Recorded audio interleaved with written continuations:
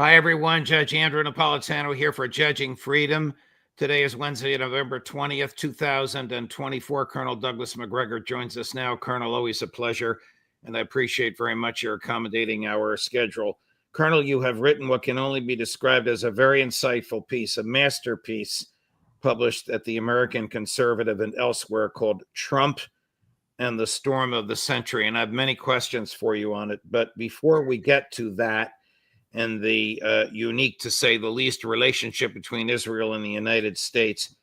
How reckless was President Biden's administration? We don't know if he made the decision to allow the use of offensive weaponry into Russia, and now to allow the use of anti-personnel landmines unlawful in all but 5 countries, 3 of which are Russia, Ukraine, and the U.S.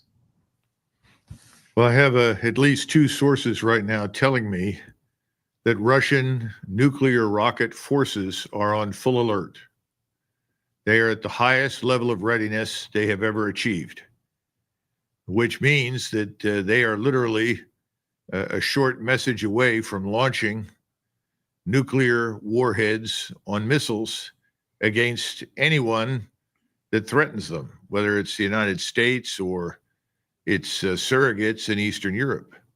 So that much has happened, which suggests to me that the Russians have taken this very seriously. One of those surrogates is not in Eastern Europe. It's in London. Sky News and Al Jazeera reported during the past half hour. Correct me, Colonel. I think they're called Storm Shadow, British rockets fired into the Kursk region. And they went into a residential neighborhood, which probably means death and destruction, at which civilians are suffering. No, I think that's true. I think it's useful to reflect on our experience with the pre-Russian or Soviet regime. In 1973, for various reasons, Schlesinger, who was the Secretary of Defense, and Kissinger, who at the time was, I think, either as National Security Advisor or Secretary of State, I don't know which, decided that our nuclear forces should go on full alert because we had told the Israelis, of course, to stop, not to cross the river. Then once we discovered they were across the river, we told them to pull back. But they obviously dragged their feet on this. They wanted to drive right into Cairo, which would have precipitated chaos in Egypt on a scale we can't even begin to imagine, and in the region. The Soviets at the time warned us that this had to stop.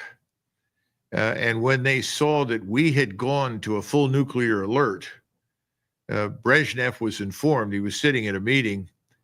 He read the note that we had gone on a full nuclear alert. He turned around, he looked up at the individual and said, "Over Egypt?"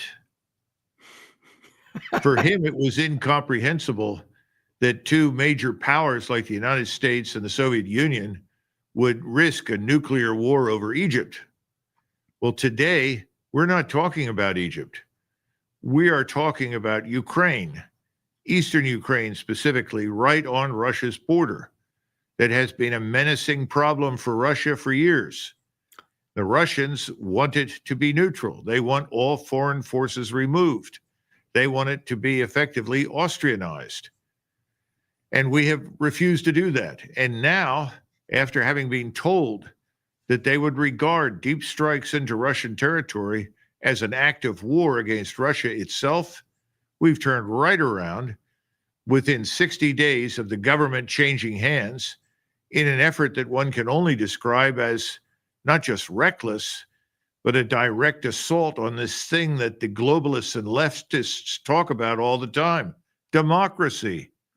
Democracy, democracy. Well, democracy is apparently something that only is viable when it serves their purposes. When it turns out that the American people have rejected them at the box office, they've decided to subvert it and to create a situation that they hope President Trump can't fix, from which he can't disengage, from which he cannot disentangle the United States. Actions that could lead to war between us and Russia. I have 2 That questions. is incredible. Do you think that the Russians would fire at the British and us, and I don't mean the human beings on the ground, but our assets and land masses, because of their doctrine that a nuclear superpower is using its non-nuclear equipment with which to attack us. Second question, you can integrate these as you see fit. Do you think Joe Biden is trying to create an insoluble, catastrophic mess for Donald Trump, much as Biden believes Trump did by not getting out of Afghanistan on his own watch and left it to Biden to suffer for it? Well, the answer to the second question is yes. Whether or not this is so-called retribution for Afghanistan is another matter, because at the time that President Trump wanted to disengage, there was widespread bipartisan support in the Senate to keep our forces in Afghanistan, largely because of the contractor presence and the enormous quantities of money that were being laundered through that process and then back to the United States. So I think the answer to the second one is probably yes, but the first one, that's difficult to know. I don't think that we should exclude it as a possibility. I think the Russians know that there are limited quantities of these missiles, and they're going to watch very carefully how they are employed.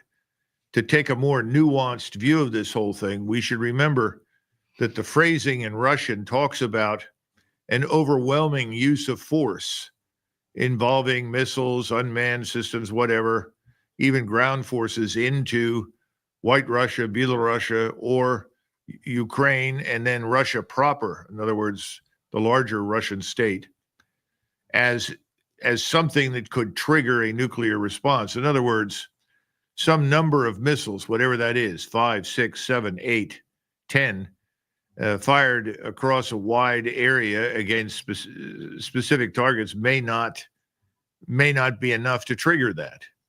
But what I think is important for us to understand is that the Russians have responded to us as only they can, by showing us that they are in a state of readiness to employ those nuclear weapons. I should think that alone would give pause to everyone in Washington regarding the wisdom of this stupid action, particularly given the fact it's at the end of this Ukrainian tragedy. The Ukrainian state is on life support. Giving them these missiles is analogous to giving a heart patient who is clinically dead lying on a slab a haircut and a shave. It's not going to change anything. But I think the Russians, and I don't think they're alone, have said they've had enough of us. Do you think that the Biden administration recognizes what you just analogized, that Ukraine is on a morgue slab? Yes, I do. And I think this goes to the heart of the problem. This has never been about Ukraine. Right. I don't see any evidence that anybody inside the Beltway gives a damn about Ukraine or the people that live there. You know, I've wrestled with this from the very beginning because I grew up with large numbers of Ukrainians for whom I felt at the time in the 50s and 60s great affection. I don't hate Russians. I don't hate Ukrainians. I think this whole thing from the very beginning, as Donald Trump said, should stop. He said we have to stop the killing. He's absolutely right. These people, though, have always been interested in one thing, and that's been to harm Russia. Right. That's the goal. That's all there is. That's right. Right. Switching gears, Colonel, in order to explore your piece, how dangerous for the U.S. is its current relationship with Israel? I think it's extremely dangerous. It harkens back to Serbia's relationship with Russia in 1914. Russia was not allied with Serbia. We are not allied with Israel. Everybody keeps saying, oh, it's our best ally. That's nonsense. We have a relationship with Israel for reasons of history and, frankly, AIPAC. That's why we have a relationship with Israel. Israel is in charge of that relationship. Serbia in 1914 was effectively in charge of its relationship with Russia. I mean, why would the Tsar of Russia send millions of Russian troops into action against Germany and Austria-Hungary over little Serbia? Why wouldn't he have intervened and said, let's sit down in a neutral state and talk this over and find a way through it? He made no such effort. We haven't made any such effort. And it's very dangerous because they're calling the shots, not us. As recently as this morning, Amos Hawkin, who is the Israeli-born IDF veteran, joint citizen, State Department official representing the United States in the Hezbollah, Lebanon-Israeli ceasefire talks, was led to believe by the Israeli negotiators and the Hezbollah negotiators that they had an agreement, whereupon Prime Minister Netanyahu publicly announced, I don't know if he called Mr. Hochstein ahead of time, that the Israelis would not agree. According to some of our other colleagues on this show, Aaron Mate among them, Netanyahu is going to play the same game in negotiating with Hezbollah as he played with Hamas. He wants war, war, and more war, and he will never agree to a ceasefire because he can't survive politically once the war is over. We've been saying that till we're blue in the face, but it is apparently true. First question is, how real was all of this? I'm beginning to wonder how much is real and how much is theater. Sometimes I think these discussions about negotiating a peace agreement or a ceasefire or something else really from the very beginning have been nothing but theater. Remember, I very early on, because I've seen the Israelis in action, I know them to be very intelligent people, particularly the IDF officers. From the very beginning, I've been skeptical of this 7 October event. I mean, where were all the reaction forces that could have been on standby that could have responded to this incursion? How could such a large incursion go unnoticed? Well, we know it didn't. We now know from people inside the Israeli intelligence community that a group of women whose whole mission was to focus on Gaza had found evidence for this attack and had warned the National Command Authorities. We know that the Deputy Chief of Staff for Intelligence in Egypt personally called and warned the Israelis that there would be attack on 7 October. So I have a great deal of difficulty with this whole thing from the very beginning. And now we've seen, thanks to Max Blumenthal, Aaron Mate, and a number of people, that while this attack was horrendous and disgusting, it was not exactly what was described. In other words, that many of the crimes attributed to these Hamas fighters were not committed. Baby decapitations, babies in ovens, and these kinds of things. I'm not saying that doesn't mean anything when you're being killed or murdered or brutalized or raped. I'm simply pointing out that all of this looked, to me, after I began considering it carefully, more and more theatrical. Well, here we are. What is it? 14 months later, and we're now mired in this miserable war that I think originally Netanyahu and his cabinet thought would last 30 days.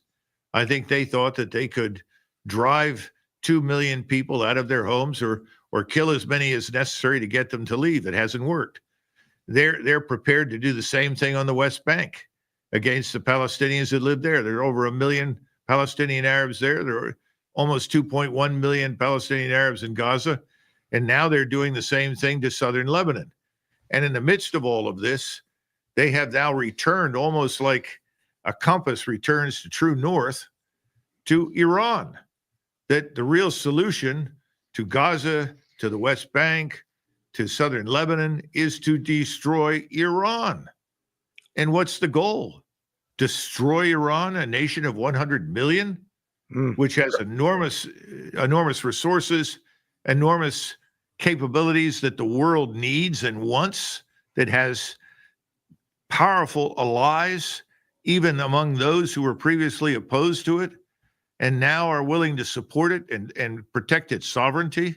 This is not Iraq.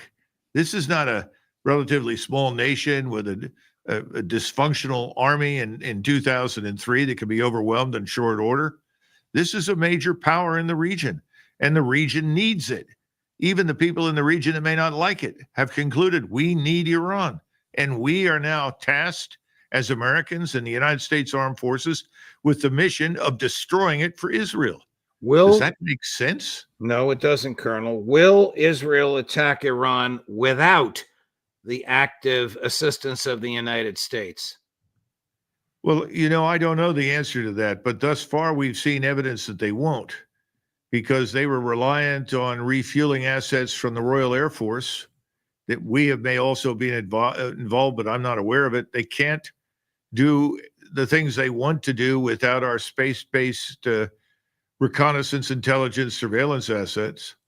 So I don't think they will, unless they're fairly certain that we'll come to their aid. And I think the whole thing from the beginning has been designed to provoke Iran into launching a really destructive attack, which Iran can do. Iran can do enormous damage to Israel, and it has been reluctant to do that. And I think the reason is they know that that will then be used as the excuse to bring in the United States Armed Forces. See what these Iranians did? And nobody pays attention to the fact that they'd been attacked by Israel first. What would be the purpose of the United States supporting Israel and Israeli attack on Iran militarily? What would President Trump say to the American people is the reason he's going to put American boys into harm's way and expose American treasure to destruction because Netanyahu wants to attack Iran? My suspicion is that he will say exactly what President Biden has said. And you can go read these words. They come straight from AIPAC. And this is essentially what the former Prime Minister of Israel, Naftali, said. Iran is the seed of all evil. Iran is the head of the alleged octopus. That once Iran is destroyed, this government is decapitated or destroyed, that their problems will vanish, that everyone in the region will then suddenly subordinate themselves to Israeli will, that the various millions of Arabs in Palestine and in other surrounding countries will do what they're told. I don't see any evidence for that. I think it's the opposite, to be frank. But I think that's the feeling. And I think President Trump would probably say, this is the long-term terrorist state that has terrorized us and the world. I don't sign on for that description. But that has been played up in the American mainstream media, as you know, Judge, Right. certainly for at least 20, probably 30 years. So what would be the purpose of an American attack on Iran? To reduce its nuclear capabilities, which are a mile below ground, to destroy its oil refineries, which China's not going to like very much at all? What would be the purpose of this besides satisfying AIPAC and the sort of prejudicial, maniacal rantings about Iran as the great Satan? I think certainly the nuclear facilities are at the top of the Israeli target list. And they're determined that we use the best weaponry at our disposal, certainly from the United States Air Force, to deliver the bunker-busting, ground-penetrating capabilities that will destroy the facility. The possibility that this would only represent a setback, that there would be a build-back, a reconstruction at some point, perhaps at a different location, or that their capabilities are frankly distributed over a wider area, those are other issues that I can't address. I don't know what they've thought about. Now, as far as the oil production refining thing is concerned, I think there's a lot of tension between Washington and the Israelis over this, because the Israelis would just as soon destroy it. They would like to reduce Iran to a state of total poverty and incapability, incompetence, and to turn them into a, as we used to say many years ago, bomb them into the Stone Age. I think that would be the preference. That's not necessarily ours. In fact, I don't think it is, because we understand the larger implications. But can we control the Israelis? I think there's some evidence that we could. I don't see much evidence that we have. Is there a strategic cost to the United States of not participating in an attack on Iran with the Israelis? Strategic cost, not political cost, strategic cost. Well, that's one of the questions that I raised, because in the article I pointed out that Eisenhower resisted enormous pressure to involve himself in the Suez intervention by the British, French, and Israelis in 56. And in fact, he made it impossible for them to stay there. There were lots of people who insisted that Nasser was another Hitler and that eliminating Nasser was critical and essential. The only way to do that was to go directly into the country, regain control of the canal, which had formerly been under the British, and assassinate, remove Nasser and his lieutenants. Well, it didn't happen, but it turned out that Nasser was not nearly as capable and effective as his successor. And there were still wars after that. So, that's one example. That's not the only one. Eisenhower was under a lot of pressure by people inside the Department of Defense and State to consider fighting a war against China when he took office in 1953. And obviously he decided not to do that and walked away from it. In other words, if you walk away from something, what's the cost? Well, the cost to him was minimal.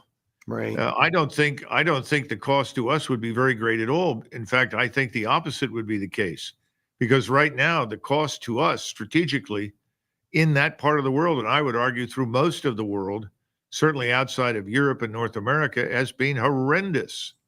We have lost any credibility that we once had as this paragon of justice and fairness, as standing for what we think is right. And particularly, we talk all the time about human rights. Well, what about the human right to live, which is the one that is being deprived right now from the Palestinian Arabs and others that don't agree with Israel?